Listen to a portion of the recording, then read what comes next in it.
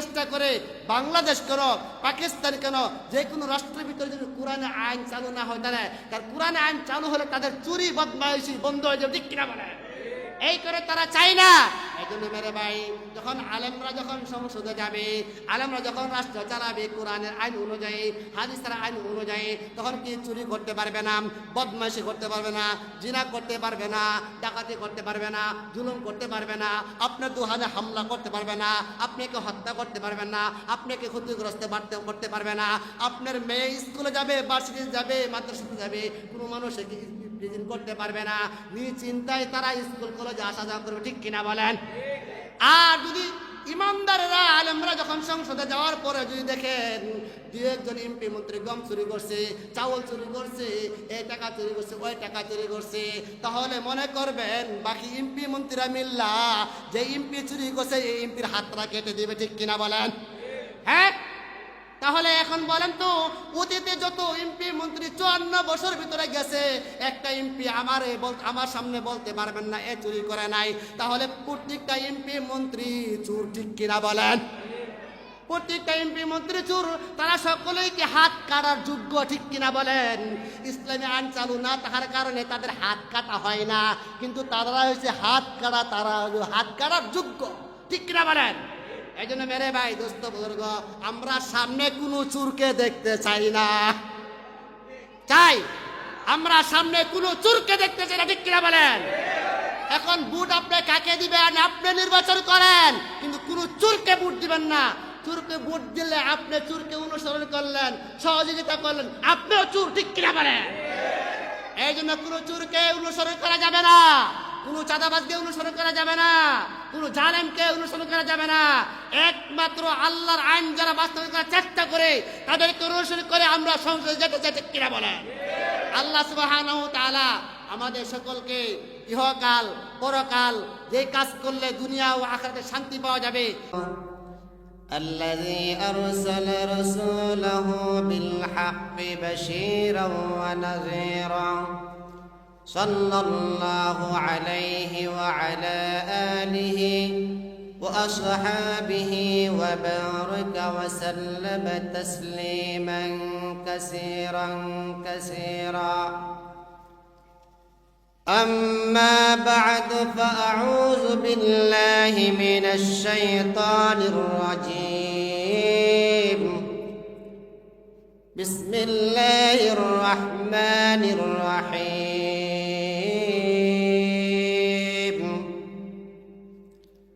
ما كان محمد أبا أحد من رجالكم ولكن رسول الله وخاتم النبيين وكان بكل شيء عليما.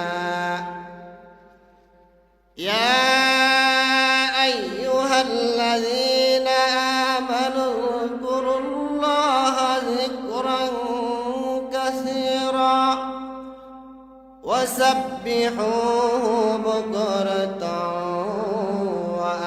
وأصيلا. هو الذي يصلي عليكم وملائكته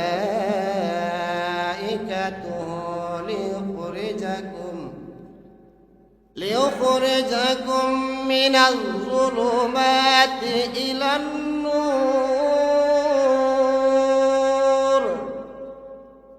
وكان بالمؤمنين رحيما. الله أكبر. بسم الله الرحمن الرحيم.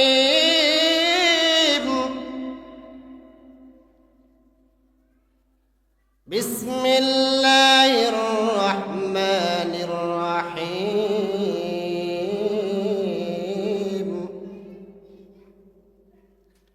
إن صلاتي ونسكي ومحياي ومماتي لله rabbil alamin.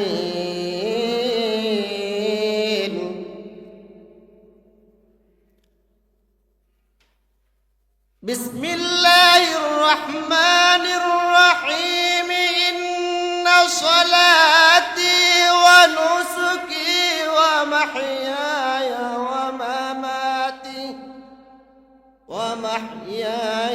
mamati lillahi rabbil alamin. Allahu akbar. Bismillahir rahmanir rahim.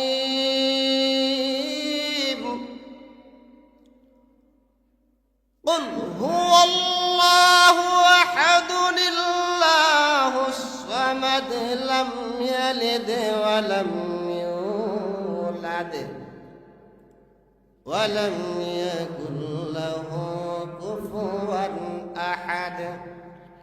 Bismillahir rahmanir rahim.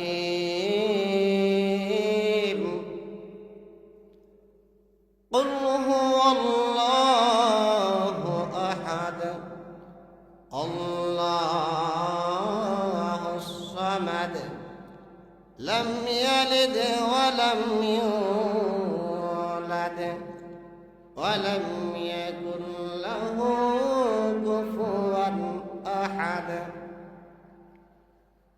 Sadaqallahul azim wa sadaqar rasulunal karim wa nahnu 'alal dzakirina wasyakirin.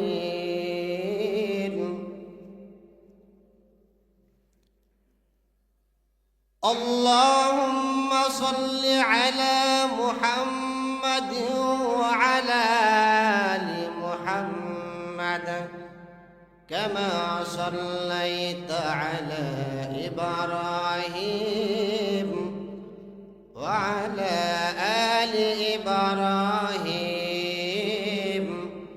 innaka Hamidum Majid. Allahumma barik 'ala Muhammad wa 'ala ali Muhammad kama barakta 'ala Ibrahim wa 'ala ali Ibrahim innaka Hamidum Majid. Allahumma salli 'ala Muhammad wa 'ala ali Muhammad kama sallaita 'ala Ibrahim wa 'ala ali Ibrahim innaka Hamidum Majid.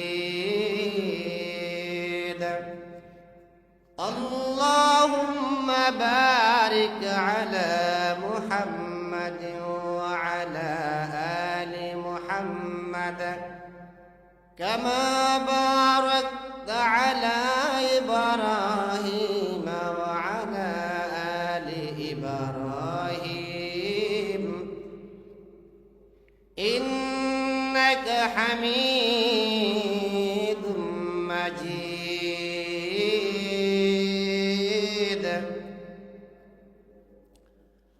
Barakallahu lana wa lakum fil Qur'anil azim wa nafa'ana wa iyyakum bil ayati wa dhikril hakim.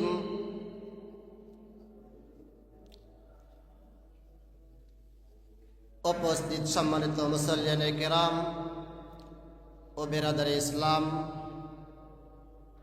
আল্লাহ সুবহানাহু ওয়া তাআলা দরবারে লাখ কোটি শুকরিয়া যে মহান রব্বুল আলামিন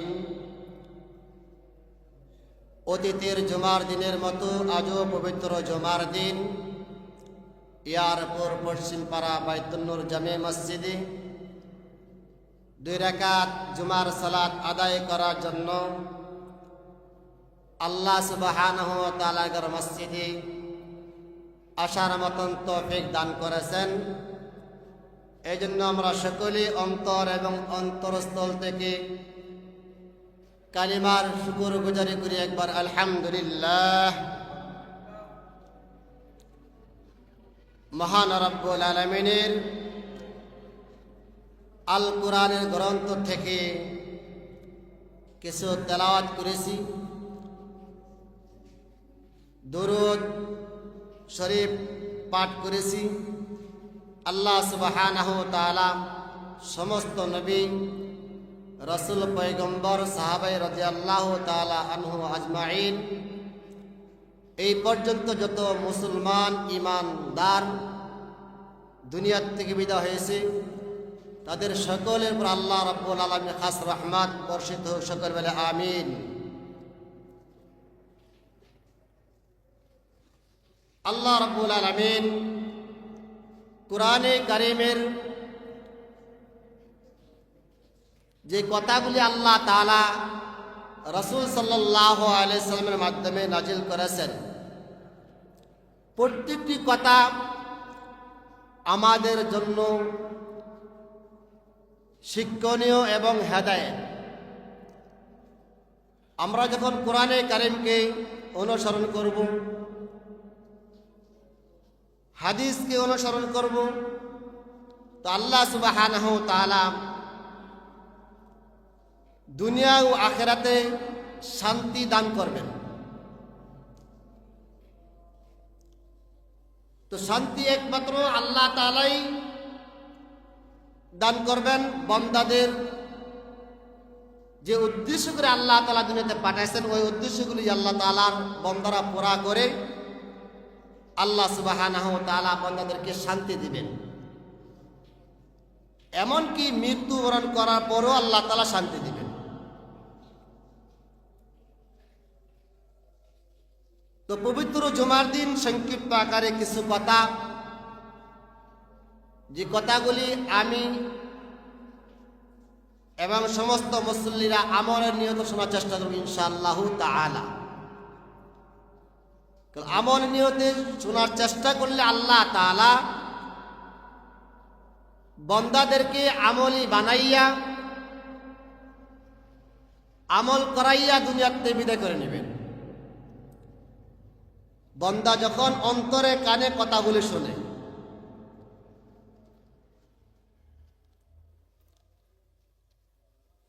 মুসলমান রাসূলের জামানাতে ছিল, এখনো আমরা মুসলমান আছি। সমস্ত মুসলমান যখন আল্লাহ তাআলাকে একত্ববাদ বলে স্বীকার করে, তো আল্লাহ তাআলা ওই বান্দাদেরকে ভালোবাসেন। বান্দা যখন আল্লাহ তাআলাকে স্মরণ করে, আল্লাহ তাআলা জিকির করে, জিকির অর্থ মানে আল্লাহ তাআলাকে স্মরণ করা। যেমন এখন নামাজের সালাতের আজান হয়েছে, আমরা মসজিদে চলে আসছি সালাত আদায় করার জন্য, এটা আল্লাহ তাআলাকে স্মরণ করা। তো আল্লাহ তাআলার যখনই হুকুম আসে তখনই কি বান্দা স্মরণ যদি করে, ওই বান্দার প্রতি আল্লাহ সুবহানাহু ওয়া তাআলা রাজি হয়, খুশি হয়।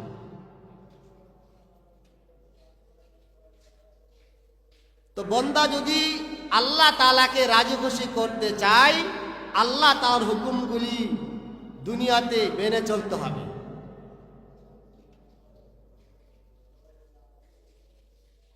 কিভাবে মেনে চলতে হবে?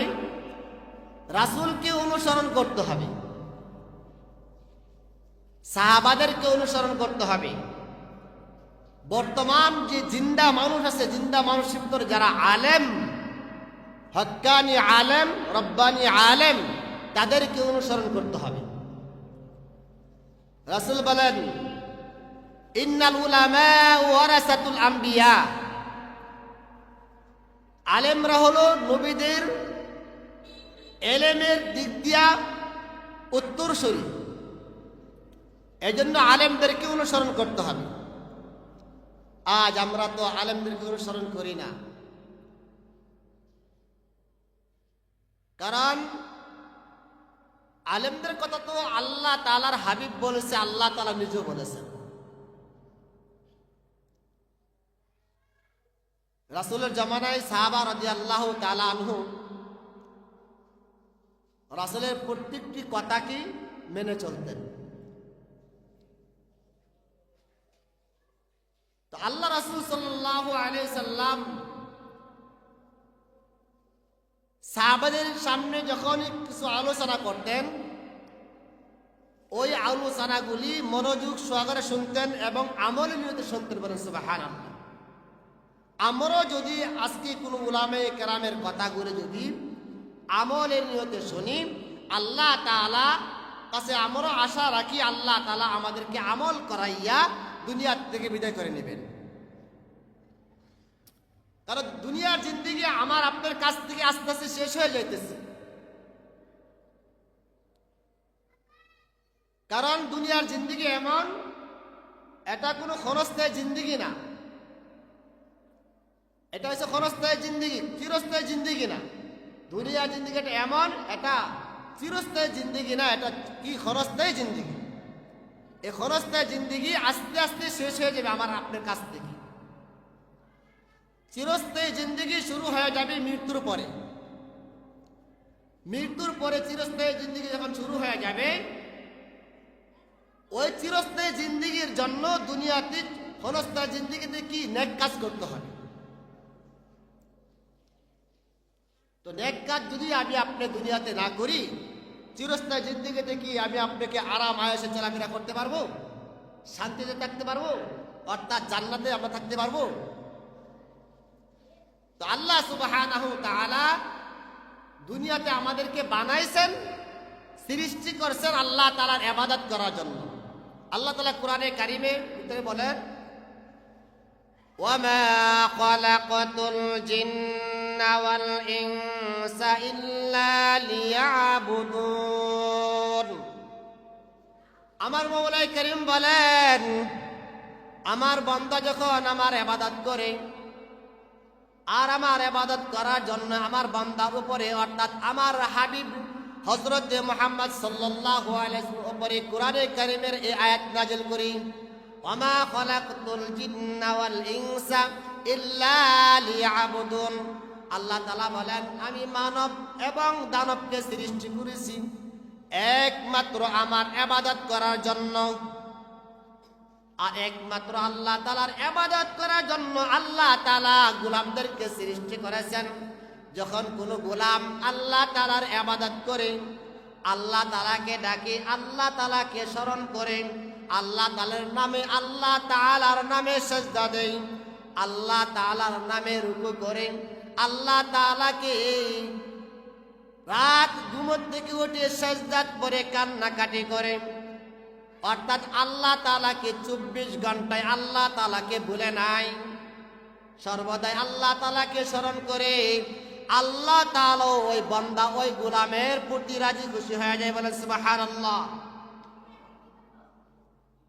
আল্লাহ তাআলা যখন বান্দার প্রতি রাজি খুশি হয়ে যায়, বান্দা ইবাদত করার জন্য আল্লাহ তাআলার মন মানুষকে আরো পয়দা করিয়া দেয়। বান্দা যখন ইবাদত করে, ইবাদত করতে যায় বান্দা অনেক স্বাদ পায়। বান্দার ইবাদত আস্তে আস্তে খালি বাড়তে থাকে। বান্দা চিন্তা করে দুনিয়াতে থাকার জায়গা নয়, দুনিয়ার থেকে আমার বিদায় হতে হবে, চিরস্থায়ী জিন্দেগির জন্য ক্ষণস্থায়ী জিন্দেগিতে আমার নেক কাজ করতে হবে। আর এতে আমার সুবর্ণ সুযোগ নেক কাজ করা। যখন ক্ষণস্থায়ী জিন্দেগি শেষ হয়ে যাবে, তখন আফসোস করলো কোনো কাজে আসবে না, কোনো আফসোস করলো কাজে আসবে না, ক্ষণস্থায়ী জিন্দেগি যখন শেষ হয়ে যাবে। এই জন্য নওজোয়ান অবস্থায় যখন একজন মানুষ যখন দাঁড়াইয়া সালাত আদায় করে আল্লাহু আকবার বলে, আল্লাহ তাআলার কাছে তার দাঁড়ানোটা দামি হয়ে যায়, আল্লাহ তাআলার কাছে তার রুকু দামি হয়ে যায়, আল্লাহ তাআলার কাছে তার সিজদাটা দামি হয়ে যায়। এই কারণে দামি হয়, কারণ নওজোয়ান অবস্থায় আল্লাহ তাআলাকে স্মরণ করার কারণে আল্লাহ তাআলা নওজোয়ানের প্রতি আল্লাহ তাআলা খুশি হয়ে যায়। কারণ নওজোয়ান অবস্থায় যে সুন্দর করে দাঁড়াতে পারে, সুন্দর করে রুকু দিতে পারে, সুন্দর করে সেজদা দিতে পারে, বৃদ্ধ হয়ে গেলে সে সুন্দর করে দাঁড়াইতে পারে না, ঠিক কিনা বলেন? বৃদ্ধ হওয়ার পরে সুন্দরভাবে দাঁড়াইতে পারে না, রুকু সেজদা ঠিক মতো দিতে পারে না, সূরা কেরাত দোয়া কালাম তাসবিহ তাহলিল গুলি সুন্দরভাবে আদায় করতে পারে না। এই জন্য নওজোয়ান অবস্থায় যখন বান্দা যখন আল্লাহ তাআলার গোলামি করে, আল্লাহ তাআলার কাছে এত দামি হয়ে যায়, এই বান্দা এত দামি হয়ে যায়, এত খুশি হয়ে যায়, আল্লাহ তাআলা এই বান্দাকে মহব্বতে তার কাছে টেনে নিয়ে আসে। বলেন সুবহানাল্লাহ। ওয়াসজুদু ওয়াকতারিব, সেজদা এমন একটা নিকটবর্তী, সেজদার মাধ্যমে আল্লাহ তাআলার নিকটবর্তী হওয়া যায়। সেজদার মাধ্যমে কি হওয়া যায়? আল্লাহ তাআলার নিকটবর্তী হওয়া যায়। সেজদার মাধ্যমে যতটুকু কাছে আসা যায় আল্লাহ তাআলার, যতটুকু কাছে আসা যায় সেজদার মাধ্যমে, অন্য কোনো ইবাদতের মাধ্যমে এত কাছে আসা যায় না। এই জন্য নওজোয়ান অবস্থায় যত বেশি বেশি করে সেজদা দেওয়া যায় তত ওই নওজোয়ানের ব্যক্তির জন্য ততই ভালো, ততই মঙ্গলজনক। কারণ যখন বৃদ্ধ হয়ে যাবে ওই নওজোয়ান সঠিক মতে সেজদা দিতে পারবে না, তখন আফসোস করবে, আল্লাহ নওজোয়ান অবস্থায় যদি আরো বেশি বেশি করে সেজদা দিতাম, আরো বেশি করে নেক কাজ করতাম, আরো বেশি করে যদি আপনি কি স্মরণ করতে পারতাম, আমার জন্য কত না ভালো হতো। এখন বৃদ্ধ হয়ে গেছি, সেজদা ঠিক মতো দিতে পারি না, রুকু ঠিক মতো দিতে পারি না, দাঁড়াইতে পারি না, কথা ঠিক মতো বলতে পারি না। হে আল্লাহ, আমার নওজোয়ান অবস্থায় যে ইবাদত করেছিলাম ওই ইবাদতের দিকে তাকাইয়া আমার বৃদ্ধ অবস্থায় যাই কিছু আমল করতেছি, এই আমলগুলি আপনি কবুল করে নেন। কবুল করা মালিক কে? আল্লাহ। কে? আল্লাহ। কবুল করা মালিক আল্লাহ। আমার আপনার দায়িত্ব হলো ইবাদত করা।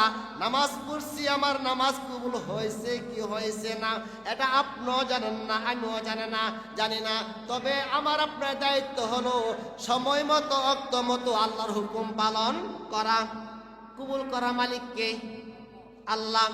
পরীক্ষা হলের ভিতরে আপনি ঢুকছেন, পরীক্ষা দিচ্ছেন, খাতার মধ্যে লিখতেছেন, পাস করবেন নাকি করবেন না। যখন আপনার টিচার যখন খাতা দেখবে তখন বোঝা যাবে, ফলাফলের বেলা বোঝা যাবে আপনি কি ভালো রেজাল্ট করছেন নাকি খারাপ রেজাল্ট করছেন। এই কারণে আপনি যদি মন ঘাবড়ে ফেলেন যে 3 ঘন্টা সময় দিয়েছি পরীক্ষা দেওয়ার জন্য, আমি কিছু পারি না, এই জন্য কলম আর খাতা নিয়ে কি হলের মধ্যে বসে থাকবেন নাকি পরিপূর্ণ 3 ঘন্টা চেষ্টা করতে হবে যে 3 ঘন্টা চেষ্টা করে দেখি খাতাতে কিছু লিখতে পারে কিনা। তখন চেষ্টা করার কারণে মেধার ভিতরে, ব্রেনের ভিতরে কিছু কিছু শব্দ অর্থ আপনার মনে পড়ে যাবে। মনে পড়ে যাওয়ার পরে সাথে সাথে যখন লিখে ফেলবেন আপনি কিছু না কিছু নাম্বার পাবেন, ঠিক কিনা বলেন? আর যদি কলম আর খাতা করে বসে থাকেন নাম্বার পাইবেন? সম্ভব পাওয়া? দুনিয়াটা হলো আখিরাতের একটি পরীক্ষার হল। এই পরীক্ষার হলে দেখে আমার আপনার কি করতে হবে? পরীক্ষা দিতেছি, পরীক্ষা নামাজের মাধ্যমে পরীক্ষা দিতেছি, রোজার মাধ্যমে পরীক্ষা দিতেছি, জিকিরের মাধ্যমে পরীক্ষা দিতেছি, মোট কথা বিভিন্ন নেক কাজের মাধ্যমে পরীক্ষা দিতেছি। সে পরীক্ষা দেওয়ার জন্যই তো আল্লাহ তাআলা ইমানদারদেরকে দুনিয়াতে পাঠাইছেন। আর ইমানদাররা যখন ইবাদত করে, ইমানদারদের একটা ইবাদত করার কারণে কমপক্ষে 10টা নেকি, কয়টা নাকি? শুধু আপনি পড়ছেন আলিফ, কয়টা নাকি লিখবে? কমপক্ষে 10টা নাকি। কারণ ইমানদার যখন নেক কাজ করে তার জন্য নেকি লেখা হয়, আর একজন বেঈমান, একজন নাস্তিক, একজন মুনাফিক যতই ভালো কাজ করুক না কেন তার নামে কোনো নেকি লেখা হয় না। কারণ তার ঈমানই নাই। কি নাই? ঈমানই নাই। আল্লাহর হাবিব বলেন, ইকরার বিল লিসান, মুখে বরং তাসদিক বিল জিনান, অন্তরে বিশ্বাস করো, আমল বিল আরকান, আমলে পরিণত করো। যদি আমলে পরিণত করতে পারো তোমার পরিপূর্ণ ঈমান হয়ে যাবে, ঠিক কিনা বলেন? আর যতই আমি আপনি নেক কাজ করি না কেন, ভালো কাজ করি না কেন, আমার আপনার যদি ঈমান না থাকে, ওই নেক কাজে, ওই ভালো কাজে কোনো কাজে আসিবে না। ওই ভালো কাজে কোনো কাজে আসিবে না কিয়ামতের ময়দানে যদি ঈমান না থাকে। তাহলে জান্নাতে যাওয়ার শর্ত কি? ঈমান থাকতে হবে। কি থাকতে হবে? জান্নাতে যাওয়ার শর্ত ভাই ঈমান থাকতে হবে। আমরা জানি দুনিয়াতে একজন ছেলে যখন বিবাহের উপযুক্ত হয়, তার গার্জিয়ান যখন তাকে বিবাহ করায়, একটা মেয়ের সাথে যখন তাকে বিবাহ করায়, মেয়েকে যখন ওই যুবক ছেলের সাথে বিবাহ দেয়, একটা শব্দ বলে কাবিলতু, গ্রহণ করলাম, কবুল করলাম, বলে কিনা? একটা শব্দের মাধ্যমে আল্লাহ তাআলা তাদের দুজনকে হালাল করে দিয়েছে, বলেন সুবহানাল্লাহ। এখন কাবিলতু বলছে, তার স্ত্রী তার জন্য হালাল, দেখা সাক্ষাৎ জায়েজ, আল্লাহ তাআলা হালাল করে দিয়েছেন। এখন এ হালাল করে দিয়েছেন বিদায় কি এর অর্থ এটা নাকি যে কাবিলতু বলেছে দায়িত্ব শেষ, এমন নাকি? নাকি তার মৃত্যুর আগ পর্যন্ত স্ত্রীর ভরণ পোষণের দায়িত্ব তার জন্য আদায় করা ফরজ? কি আদায় করা ফরজ? স্ত্রীর কাপড় দেওয়া ফরজ, খাবার দেওয়া ফরজ, বাসস্থান দেওয়া ফরজ, মোট কথা চিকিৎসা করা দায়িত্ব আপনার, তার চিকিৎসা বহন করা আপনার জন্য ফরজ।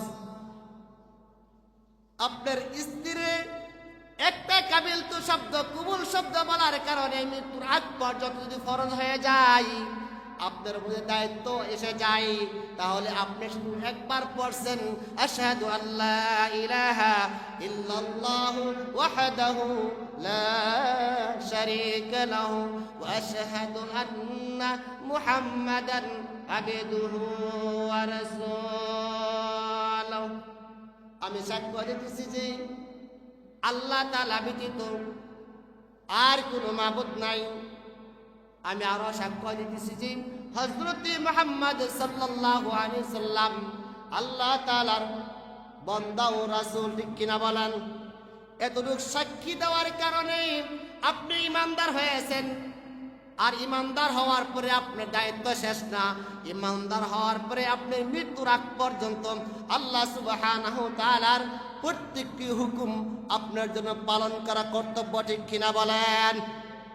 ঈমানদার যখন হয়েছেন, মুয়াজ্জিন বলেছে হাইয়া আলাস সালাহ, আসো নামাজের দিকে।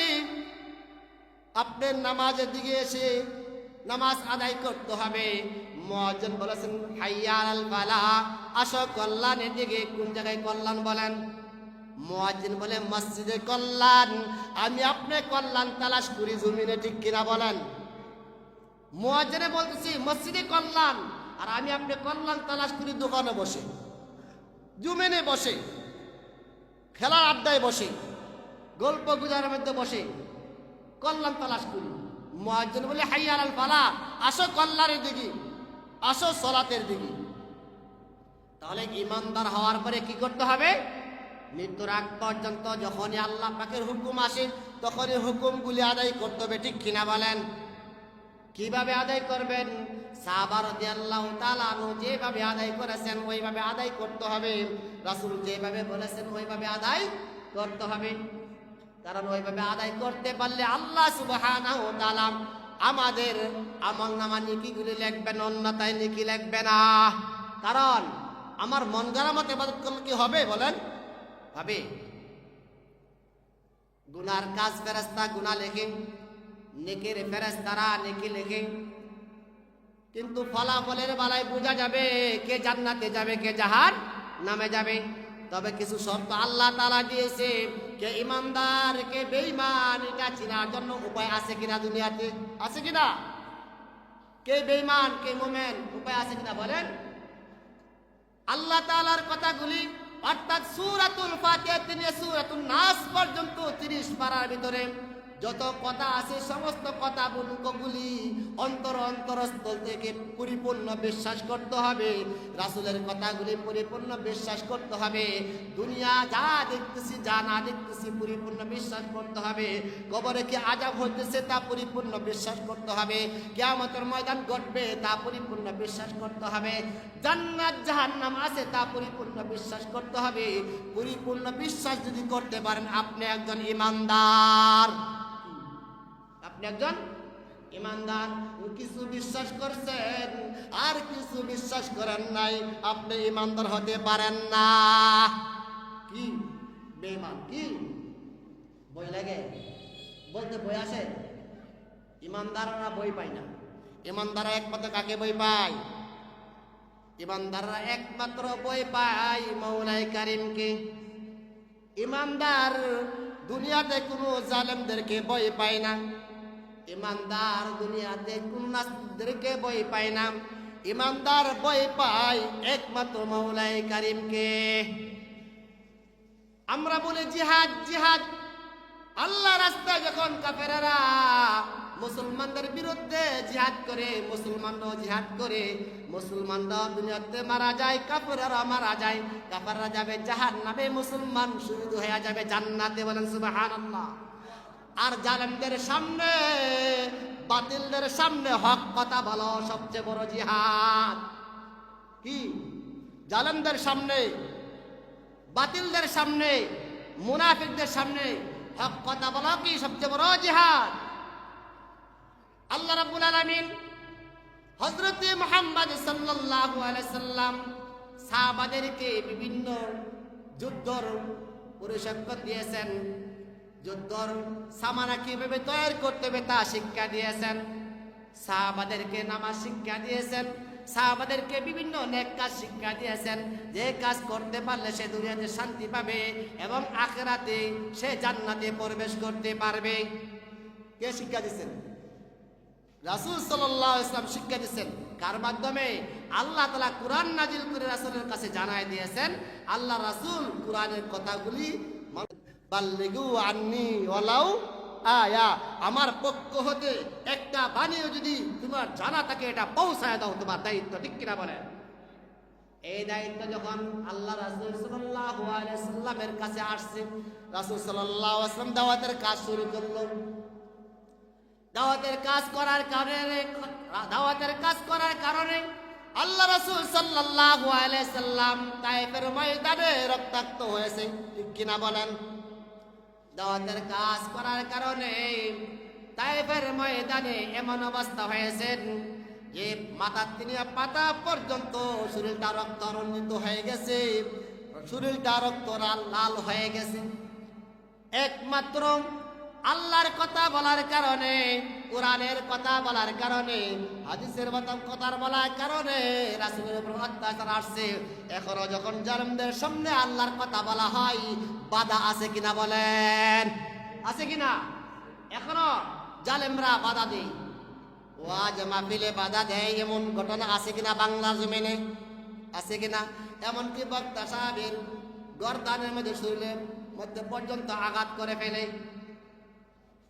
এই জন্য জালেমদার অভ্যস্ত হলো আমরা যা করি করব, আমাদের ব্যাপারে কোনো আলেমরা, কোনো বক্তারা, কোনো ইমাম সাহেবরা আমাদের বিরুদ্ধে কথা বলতে পারবে না। জালেমদার উদ্দেশ্য হলো এটা। কারণ কথা বললে তো চুরি করতে পারবে না, ডাকাতি করতে পারবে না, ছিনতাই করতে পারবে না। ঠিক কিনা বলেন? এই কারণে তারা আলেমদের বক্তাদের কথা সহ্য হয় না। আল্লাহ রাব্বুল আলামিনের হাবিব সাল্লাল্লাহু আলাইহি সাল্লাম এমন সাহাবা তৈরি করেছেন যে সাহাবারা জীবন দিতে রাজি। রাসূল সাল্লাল্লাহু আলাইহি সাল্লামের উপরে কোন জাতি আঘাত করবে এটা সহ্য করতে রাজি না। হযরত ওমর রাদিয়াল্লাহু তাআলার নাম শুনেন নাই? সে ওমর তো সাধারণ মানুষ না, ওমর তো এমন একজন ওমর, সে ওমরের নাম শুনলে কাফেররা থরথর করে কাঁপতো। এমনকি শয়তানও যখন রাস্তা দিয়ে হাইটা যাইতো, যখন জানতো ওই আমার সামনে রাস্তা দিয়ে ওমর হাইটা যায়, তখন শয়তান পর্যন্ত বইয়ের সামনে পাও আগাইতো না, পাও মারতো না। উমরের বই, এ তো বই পাইতো শয়তান পর্যন্ত। আর কাফেরারা থর থর করে কাঁপত। উমর রাদিয়াল্লাহু তাআলা আনহু তার শাসন আমলে চিন্তা করল, জেরুজালেম নামে যে মসজিদ আছে, বাইতুল মুকাদ্দাস মসজিদ, নাম শুনেন নাই? মসজিদরা হলো মুসলমানদের প্রথম কেবলা। কি কেবলা বলেন? প্রথম কেবলা। ওমর রাদিয়াল্লাহু তাআলা আনহু চিঠি লিখলো জেরুজালেমের বাদশার কাছে। তখন ইহুদি খ্রিস্টানরা জেরুজালেম বাইতুল মুকাদ্দাসটাকে দখল করে আসছে, মুসলমানদেরকে নামাজ পড়তে দেয় নাই, আল্লাহ তাআলার রুকু করার জন্য, সিজদা করার জন্য দেয় নাই।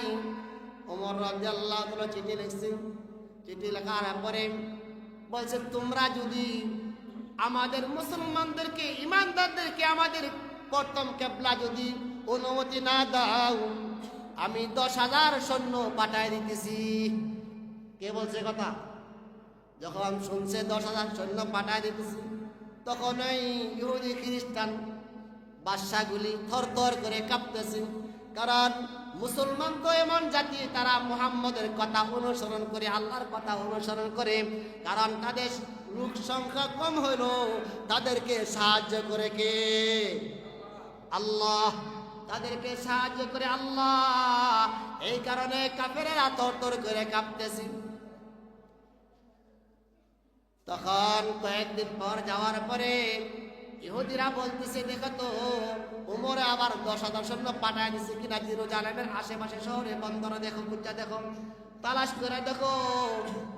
তালাশ করে দেখে তারা 10,000 সৈন্য পাঠায় দেওয়ার পরে উমর রাদিয়াল্লাহু তাআলা আনহু এই 10,000 সৈন্য তলোয়ার ধনুক নিয়ে চারদিক দিয়া জেরুজালেমের চারদিক দিয়া, শহরের চারদিক দিয়া কি অবরোধ করে রাখছে, অবরোধ করে রাখছে। তখন কাফেরদের মাথা নষ্ট হয়ে গেছে। তখন কাফেররা আয়েশা বলতেছে, হ্যাঁ ওমরের সেনাবাহিনীরা, শোনো, তোমাদের উমরকে বলো, তোমাদের বাদশাকে বলো, আমিরুল মুমিনিনকে বলো আসার জন্য, ফিলিস্তিন আসার জন্য বলো, তার হাতে আমরা চাবি দিয়ে দিব। কিসের চাবি? বাইতুল মুকাদ্দাসের চাবি দিয়ে দিব। তখন মুসলমানদের সৈন্যদের ভিতর থেকে একজনে মদিনা শরীফ যায়। মদিনা শরীফ যাওয়ার পরে বলে, আমিরুল মুমিনিন কে যখন সালাম দিল, বলছে আমিরুল মুমিনিন, জেরুজালেমের বাদশা বলছে আপনাকে যাওয়ার জন্য। আপনি যাওয়ার পরে আপনার হাতে বাইতুল মুকাদ্দাসের চাবি দিয়ে দিবে। ওমর রাদিয়াল্লাহু তাআলা আনহু নিজেকে সফর অবস্থায় যাওয়ার জন্য রেডি হয়ে গেছে, তৈরি হয়ে গেছে। তখন কিছু সাহাবা বলছে, আমিরুল মুমিনিন আপনি একা যাবেন না, আপনার সাথে কিছু সেনানি বাহিনী নিয়ে যান, অথবা কিছু পুলিশ নিয়ে যান। না, আমি কাউকে নিয়ে যাব না, আমি আমার ঘোড়া দিয়ে অথবা আমার উট দিয়ে আমার গোলামকে সাথে নিয়ে যাব, আমার সাথে কারোর কোনো প্রয়োজন নাই। হে আমিরুল মুমিনিন, কেন প্রয়োজন নাই? আপনি অর্ধপৃথিবীর বাদশা, আপনি যদি একা যান, এমনও চক্রান্ত করতে পারে ইহুদিরা যে আপনাকে হত্যা করার জন্য কি তারা আপনার সাথে কি এই পরামর্শ করতে পারে, সলা পরামর্শ করতে পারে, আর কথা বলতে পারে বাইতুল মুকাদ্দাসের চাবি আপনার হাতে দিবে, কথা বলে আপনাকে হত্যা করতে পারে। আমিরুল মুমিনিন বলে, হ্যাঁ আল্লাহ রাসূলের সাহাবারা, তোমরা কি জানো না আমরা মুসলমান জাতি, আমরা ইমানদার জাতি, আমরা আল্লাহ তাআলাকে ছাড়া কাউকে ভয় পাই না। ঠিক কিনা বলেন? আল্লাহ তাআলাকে ছাড়া কোনো ইমানদার ভয় পায় না দুনিয়ার কাউকে। ওমর রাদিয়াল্লাহু তাআলা তার গোলাম কিনে, গোলাম বোঝেননি, কাজের লোক। কি কাজের লোক? অনেকে বাংলাদেশের ভিতরে যারা ধনী মানুষ, তাদের বাড়িতে কাজের পুরুষ থাকে না, কাজের বুয়া মহিলা থাকে না। ওমর রাদিয়াল্লাহু তাআলার খাদেম একজন গোলাম। ওমর রাদিয়াল্লাহু তাআলা উটের উপরে উঠছে, গোলাম রশির মধ্যে ধরে টেনে টেনে জেরুজালেমের দিকে রওনা হয়ে গেছে। গরমের দিন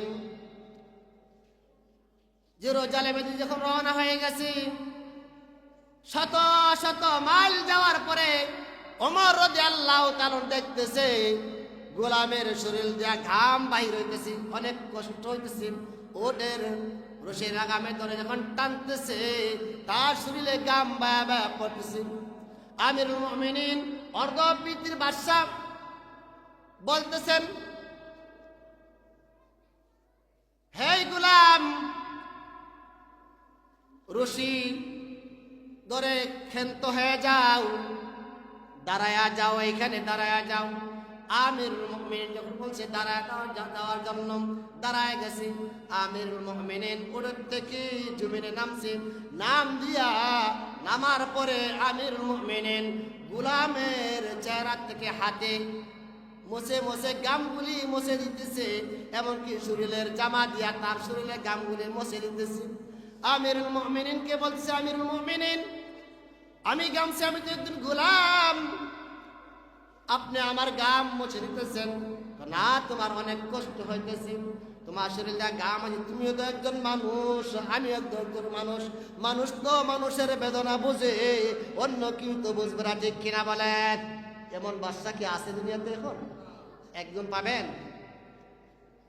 আমিরুল মুমিনিন গাম মুছে দিতেছি, মুছে দেওয়ার পরে শুধু হাতে মুছে নাই, আমিরুল মুমিনিনের শরীরে জামা দিয়া পর্যন্ত তার শরীরটা মুছে দিছে। শেষ পর্যন্ত আমিরুল মুমিনিন বলে, গোলাম, তুমি উটের উপরে ছাওয়ার হও, আমি রশি ধরে টেনে টেনে নিয়ে যাই। এটা কি করে হয়? গোলাম বলে, এটা কি করে হয়? আমিরুল মুমিনিন ওমর রাদিয়াল্লাহু তাআলা আনহু বলেন, গোলাম, তুমি মানুষ, আমিও মানুষ, তুমি অনেক পরিশ্রম করেছো আমার জন্য। যে কিয়ামতের ময়দানে যদি আল্লাহ তাআলা যদি কাছে তুমি নোটিশ করো, আল্লাহ, আমি আপনার আমিরুল মুমিনিন সাহাবা ওমর রাদিয়াল্লাহু তাআলা আনহু, আমি গোলাম ছিলাম, সে আমার কষ্ট বোঝে নাই, শুধু এতটুকু কথা যদি বলতে পারো কিয়ামতের ময়দানে, আমি তো আসামি কাতারে দাঁড়া হয়ে যাব, আমার তো জাহান্নাম ছাড়া আর কোনো উপায় থাকবে না। ওই বইয়ের কারণে আমি উটের থেকে নেমে ফেললাম, উঠতে নেমে গিয়েছি ওই বইয়ের কারণে। ওমর রাদিয়াল্লাহু তাআলা রশি ধরে টানতেছি, বাইতুল মুকাদ্দাসের পাশাপাশি যখন চলে আসলো, গোলাম বলছে, আমিরুল মুমিনিন, জেরুজালেম দেখা যায়, আপনি এখন রশি ছেড়ে দেন, আমি উটের থেকে নেমে ফেলি, নেমে যাই। আমিরুল মুমিনিন, আপনি ওঠেন। না, তুমি থাকো। আমিরুল মুমিনিন, এটা কি করে হয়? একজন গোলাম থাকবে উটের উপরে, আর অর্ধপৃথিবীর বাদশা থাকবে জমিনে, আর রশি ধরে টেনে টেনে জেরুজালেমের শহরের ভিতরে ঢুকবে, এটা কি করে হতে পারে? ওমর রাদিয়াল্লাহু তাআলা আনহু, গোলাম, বাড়তি কথা বলিও না, এখন হচ্ছে আমার পালা, বলেন সুবহানাল্লাহ। আমি মদিনার থেকে শত শত মাইল উটের উপরে সওয়ার হয়ে চলে আসছি, আমি নামার পরে তুমি উঠছো, এখন হলো আমার পালা, তুমি বাড়তি কথা এখানে বলতে পারবা না। শেষ পর্যন্ত আমি উটের নাগামে ধরে ধরে টেনে হেসরায়া নিয়ে যাবো তোমাকে, তুমি এখানে কোনো কথা বলবা না। ইহুদি খ্রিস্টানরা সেনাবাহিনীর সামনে আসা দাঁড়ায় রইল। উমর রাদিয়াল্লাহু তাআলা আনহুকে স্বাগতম জানানো, আহলান সাহলান, আহলান সাহলান, স্বাগতম জানানোর জন্য উমর রাদিয়াল্লাহু তাআলা আনহুকে ইহুদি খ্রিস্টানরা জেরুজালেমের শহরের গেটের দরজার পাশে দাঁড়ায় রইল। বলেন সুবহানাল্লাহ। গেটের সামনে যখন দাঁড়ায় আছি, পাশে তো মুসলমানের 10,000 সৈন্য, চারদিক দিয়ে আগের চিত্র তো দাঁড়ায় আছে, বলতেছে, ওই দেখা যায় উল্টা আসতেছে, এটা কি আমিরুল মুমিনিন? হ্যাঁ, ওই উনি হয়েছে আমাদের আমিরুল মুমিনিন। যখন সামনে চলে আসছে, চলে আসার পরে বলতেছে, আমিরুল মুমিনিনের অবস্থা এমন কেন? একজন গোলামের মতন দেখা যায়। গোলামের যখন দেখা না, যিনি ছাওয়ার হয়ে আছে, উটের উপরে বসা আছে, উনি হলো গোলাম, যিনি রশির মধ্যে ধরে আছে, উনি হলো আমিরুল মুমিনিন। বলেন সুবহানাল্লাহ। কাফেররা আশ্চর্য হয়ে গেল, ইহুদি খ্রিস্টানরা আশ্চর্য হয়ে গেল। একজন আমিরুল মুমিনিন, একজন বাদশাহ, হ্যাঁ, গোলামকে উটের উপরে বসাইয়া রশির মধ্যে ধরে শহরে পৌঁছে গেছে। এটা সাধারণ কোনো বাদশাহ হতে পারে না, বলে সুবহানাল্লাহ। কারণ আমিরুল মুমিনের সাথে যখন সাক্ষাৎ হয়ে যায়, সাক্ষাৎ হওয়ার পরে ইহুদি খ্রিস্টানরা বলে, আমিরুল মুমিনের এটা কি করে হয়? আপনি রশিদ ধরে টেনে আসতেছেন। বলতেছে, দেখো আমরা মুসলমান, আল্লাহ তাআলাকে ছাড়া কাউকে ভয় পাই না। আল্লাহ তাআলাকে ভয় করার কারণে আমি আমার গোলামের সাথে ইনসাফ করেছি। ইনসাফ বলেন সুবহানাল্লাহ। ইনসাফ কি আজকে আমার আপনার মধ্যে আছে? আছে? ইনসাফ নাই। ইনসাফ আজকে আমার আপনার মধ্যে নাই, বিদায় আমরা বিপদে আছে কিনা বলেন? ওমর রাদিয়াল্লাহু তাআলা ইনসাফ করেছি। বলছে, আমি ইনসাফ করেছি, সেও তো একজন মানুষ, আমি একজন মানুষ। অর্ধ রাস্তা আমি চলে আসছি, উটের উপরে সওয়ার হয়ে গোলাম টেনে নিয়ে আসছে। আর অর্ধ রাস্তা আসার পরে আমি উট থেকে নামার পরে গোলামে উটের উপরে সওয়ার হয়েছে। আমি রশির মধ্যে ধরে ধরে এই পর্যন্ত শহর পর্যন্ত পৌঁছে গেছি। বলতেছে আমিরুল মুমিনিন, তাহলে আপনার সাথে তো আমরা যুদ্ধ করতে পারবো না। আমরা তো যুদ্ধ করার জন্য আপনাকে নিয়ে আসে নাই, আমরা নিয়ে আসছি বাইতুল মুকাদ্দাসের চাবিটা আপনার হাতে বুঝায় দেওয়ার জন্য। বলেন সুবহানাল্লাহ। তাদের বয়ে কেঁপে উঠছে, কারণ মুসলমান ইমানদার তারা এমন ছিল যে তারা আল্লাহ তাআলাকে ছাড়া কাহাকে ভয় পাইত না। আর কাফেররা জানতো তাদের সাথে যুদ্ধ করে আমরা পারবো না, কারণ তারা জান দিয়ে দিবে আমরা কাফেররা কি পাও পেছাই। একটা কথা আছে, আমরা বলি ভূত, ভূত বলতে কিছু নাই, শয়তানকে আমরা ভূত বলি, ঠিক কিনা বলেন? ভূত, ভূত কি আলাদা কোনো বিদ্যা আছে কিনা? না, আলাদা কোনো বিদ্যা নাই। ভূত কি আমরা শয়তানকে কি বলি? ভূত বলি। দেখেন, ভূতের পাও যতই সামনে বাড়ে ততই পিছে হাঁটে, ঠিক কিনা বলেন? জালেমদের পাও যতই সামনে বাড়বে ততই জালেমরা পিছে হাঁটবে, ঠিক কিনা বলেন? হক দুনিয়াতে একদিন না একদিন কি প্রকাশ পাবে। এই হককে দুনিয়ার কোন জালেমরা কি নষ্ট করতে পারবে না, পিছে হটাতে পারবে না। হকেরা সামনে বাড়বে ইনশাআল্লাহ তাআলা, ঠিক কিনা বলেন? তখন আমিরুল মুমিনিন হাতে চাবি দিয়ে দিছি। চাবি দেওয়ার পরে দাওয়াত করল। ইহুদি খ্রিস্টান এমপি মন্ত্রীরা দাওয়াত দিল আমিরুল মুমিনিনকে। চাবি দেওয়ার পরে এখন থেকে জেরুজালেম বাইতুল মুকাদ্দাসের মসজিদের চাবি আপনার হাতে, আপনারা ইমানদারেরা নামাজ পড়েন, আমাদের কোনো আপত্তি নাই। তাদের অনুষ্ঠানে দাওয়াত দিল। ওমর রাদিয়াল্লাহু তাআলা আনহুকে একজন আয়েশা বলতেছে, আমিরুল মুমিনিন, ইহুদি খ্রিস্টানদের দাওয়াতে যাইবেন, আপনার যে জামা পরছেন জামার ভিতরে তো বুট তালি দেওয়াল সেলাই, বুট জায়গাটা ছিঁড়া, জামা কি বুট জায়গাটা ছিঁড়া তালি দেওয়াল। এই জামাটা আপনি মনে কষ্ট নেন না, আমাদের পক্ষ থেকে একটা জামা আপনাকে দেই।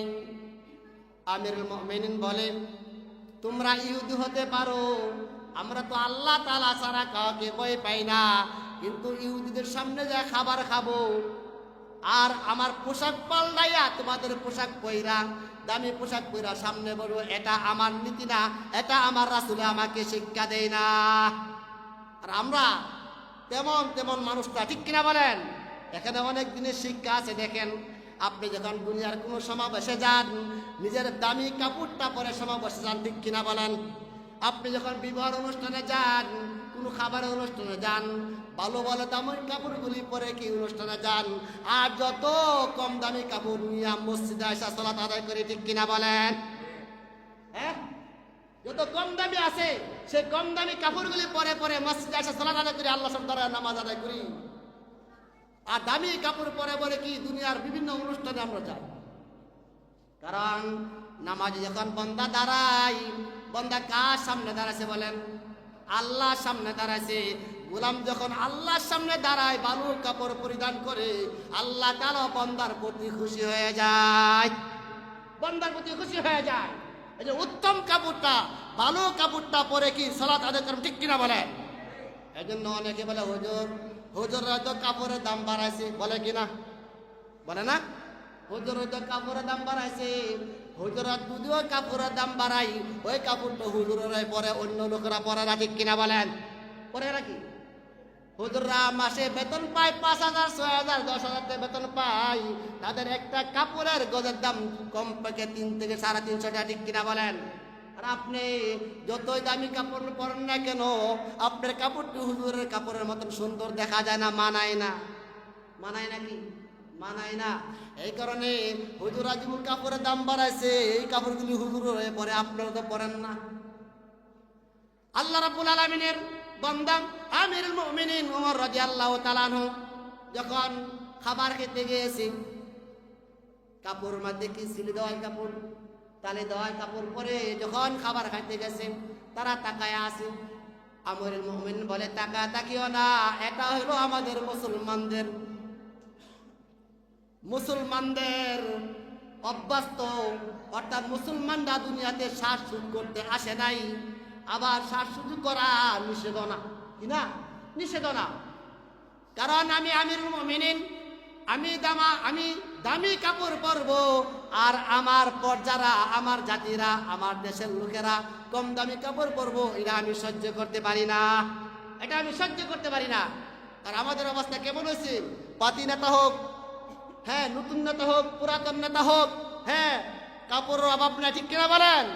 এমন কাপড় পরে যে কাপড় কি সাধারণত জামগাড়া নরসিংপুর মার্কেট থেকে কিনে না, হ্যাঁ, নিউ মার্কেটে চলে যায়, ঠিক কিনা বলেন? ঢাকা নিউ মার্কেটে চলে যায়, বসন্তরা চলে যায়। কারণ টাকা পয়সা তো নিজের কামাই না, অবৈধ পয়সা, ঠিক কিনা বলেন? বই পান নাকি আপনারা? বই পান? মৃত্যু এমন জিনিস, হ্যাঁ, আপনি মৃত্যু যখন আল্লাহ রেখে রাখছে তখন মৃত্যু হবেই। দুনিয়া কোনো মানুষ আপনি ক্ষতি করতে পারবে না। বাহ্যিক জিনিস ক্ষতিগ্রস্ত, এটা আপনার ক্ষতিগ্রস্ত না, এটা আপনার কল্যাণ। সে উমর রাদিয়াল্লাহু তাআলা যখন অনুষ্ঠানে গেল, যাওয়ার পরে নামাজের সময় হয়েছে, খাবার খাবে, তো দেখলো মূর্তি আছে, অনেক মূর্তি আছে কি না? অনেক মূর্তি। উমর রাদিয়াল্লাহু তাআলা বললো, এই মূর্তিগুলি কাপড় দিয়া ডেকে দাও। তাদেরকে বললো, খ্রিস্টানদেরকে বললো, মূর্তিগুলি কাপড় দিয়ে ডেকে দাও। মূর্তিগুলো কাপড় দিয়ে ডেকে দেওয়ার পরে উমর রাদিয়াল্লাহু তাআলা নামাজ আদায় করছে, বলেন সুবহানাল্লাহ। তারপরে খাবার খাইছে। উমর রাদিয়াল্লাহু তাআলা ইচ্ছা করলে ওই মূর্তিগুলির সাথে সাথে ভেঙে চুরমার করে ফেলতে পারবে। উমর রাদিয়াল্লাহু বলতেছি, নামাজ আদায় করার পরে বলতেছি, হ্যাঁ, এই মূর্তিগুলি এখন থেকে আস্তে আস্তে তোমরা নিজের দায়িত্ব সরাই দিবা, নিজে ভাঙ্গে নাই। আজও পর্যন্ত কোনো মুসলমান, কোনো ইমানদার, ভারতবর্ষ হোক, বাংলাদেশ হোক, পাকিস্তান হোক, যেই দেশে হোক না কেন, কিন্তু কোনো হিন্দুদের মূর্তি কোনো ইমানদারের ভাঙ্গে নেই। ভাঙছে? দেখাতে পারবেন? ভাঙছে? হ্যাঁ, বিভিন্ন রাজনৈতিক কারণে, হ্যাঁ, উত্তাল হওয়ার কারণে, মিছিলের কারণে দেখা যাচ্ছে দুই একটা বিভিন্ন জায়গায় দুষ্ট লোকেরা কি ভাঙছে, ঠিক কিনা বলেন? ইসলাম এগুলো শিক্ষা দেয় নাই, বাংলা কথা শিক্ষা দেয় নাই। এটা ইসলাম হলো শান্তির ধর্ম, ইন্না ইনদাল্লাহিল ইসলাম। হ্যাঁ, গ্রহণযোগ্য ধর্ম হলো একমাত্র ইসলাম। একমাত্র ইসলামের ভিতরে শান্তি আছে, আর কোথাও শান্তি নাই, ঠিক কিনা বলেন?